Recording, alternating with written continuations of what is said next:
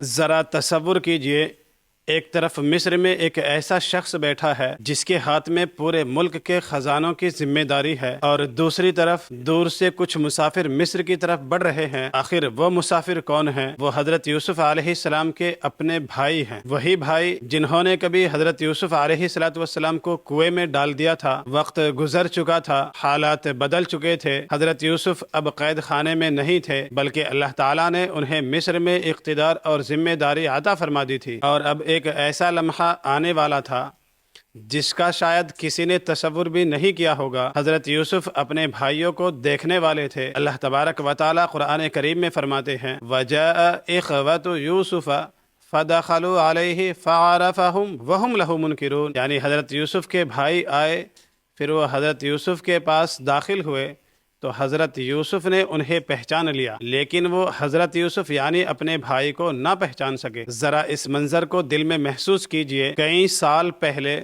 یہی لوگ حضرت یوسف کو ان کے والد سے جدا کر کے لے گئے تھے، اور آج وہی لوگ اپنی ضرورت کے تحت مصر آئے تھے۔ قحط نے پورے علاقے کو اپنی لپیٹ میں لے لیا تھا، لوگوں کو غلے کی ضرورت تھی، اور حضرت یوسف علیہ السلام کے پاس اللہ تبارک و تعالیٰ کی طرف سے عطا کی ہوئی ذمہ داری تھی کہ وہ لوگوں کے لیے غلے کا انتظام کرے۔ حضرت یوسف نے اپنے بھائیوں کو فوراً پہچان لیا، لیکن بھائیوں نے انہیں نہیں پہچانا۔ کیوں؟ کیونکہ برسوں کا زمانہ گزر چکا تھا۔ حضرت یوسف اب مصر میں ایک با اختیار منصب پر تھے، اور ان کے بھائی انہیں اس حالت میں دیکھنے کی توقع بھی نہیں کر سکتے تھے۔ یہاں ایک بہت بڑا سبق چھپا ہوا ہے۔ اللہ تعالیٰ جب کسی بندے کو بلند کرنا چاہتا ہے تو حالات کی کوئی زنجیر اسے روک نہیں سکتی۔ جس یوسف کو کبھی بھائیوں نے کنویں میں چھوڑ دیا تھا، آج وہی یوسف مصر کے خزانوں کے ذمہ دار تھے، لیکن حضرت یوسف نے اقتدار ملنے کے بعد انتقام نہیں لیا۔ انہوں نے اپنے ماضی کو اپنی ذمہ داری کے راستے میں حائل نہیں ہونے دیا۔ یہی اللہ تبارک و تعالیٰ کی عطا کردہ حکمت ہے۔ حضرت یوسف علیہ السلام نے اپنے بھائیوں کے ساتھ معاملہ کیا اور انہیں غلہ دیا، لیکن اس ملاقات میں ایک اور اہم بات سامنے آئی۔ حضرت یوسف کو معلوم ہوا کہ ان کے بھائی ایک اور بھائی کو یعنی حضرت یوسف کے حقیقی بھائی کو اپنے ساتھ نہیں لائے ہیں۔ حضرت یوسف نے ان سے فرمایا کہ آئندہ جب تم آؤ تو اپنے اس بھائی کو بھی میرے پاس لے آنا۔ قرآن کریم میں حضرت یوسف کے الفاظ آتے ہیں الا ترون انی اوفی الکیل وانا خیر المنزلین، کیا تم دیکھتے نہیں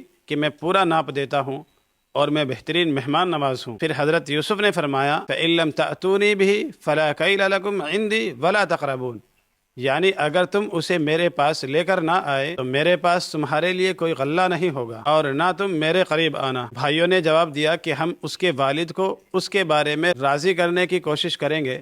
یہاں غور کیجئے، حضرت یوسف نے اپنے بھائیوں کو فوراً یہ نہیں بتایا کہ میں ہی یوسف ہوں، نہیں، انہوں نے اپنی شناخت ظاہر نہیں کی، اور یہی بات اس واقعے کو مزید حیرت انگیز بنا دیتی ہے۔ ایک طرف بھائی تھے جو اپنے سامنے موجود شخص کو پہچان نہیں پا رہے تھے، اور دوسری طرف حضرت یوسف تھے جو اپنے بھائیوں کو پہچان چکے تھے۔ وقت کا پہیہ کس طرح گھومتا ہے۔ کبھی حضرت یوسف اپنے بھائیوں کے سامنے بے بس تھے، اور آج ان کے بھائی ان کے سامنے ضرورت مند بن کر کھڑے ہیں۔ لیکن حضرت یوسف کے دل میں کیا تھا؟ انتقام، نفرت یا پھر بدلہ؟ نہیں، اللہ تبارک و تعالیٰ نے انہیں حکمت عطا فرمائی تھی، اور یہی اصل کامیابی تھی۔ دوستو، یہاں ہمارے لیے ایک بہت بڑا سبق ہے۔ زندگی میں کبھی ایسا وقت آتا ہے جب لوگ ہمیں کمزور سمجھتے ہیں، کبھی کوئی ہمارے ساتھ زیادتی کرتا ہے، کبھی ہمارے راستے بند ہوتے نظر آتے ہیں، اور کبھی ایسا محسوس ہوتا ہے کہ ہماری حالت کبھی نہیں بدلے گی۔ لیکن حضرت یوسف علیہ السلام کا واقعہ ہمیں بتاتا ہے اللہ کے فیصلے پر صبر کرو۔ وہیں سے قید خانے تک، اور پھر قید خانے سے مصر کے اقتدار تک، حضرت یوسف کی زندگی ہمیں بتاتی ہے کہ اللہ تعالیٰ جب چاہتا ہے تو ایک ہی انسان کی پوری زندگی کا نقشہ بدل دیتا ہے، لیکن آزمائش کے دوران انسان کو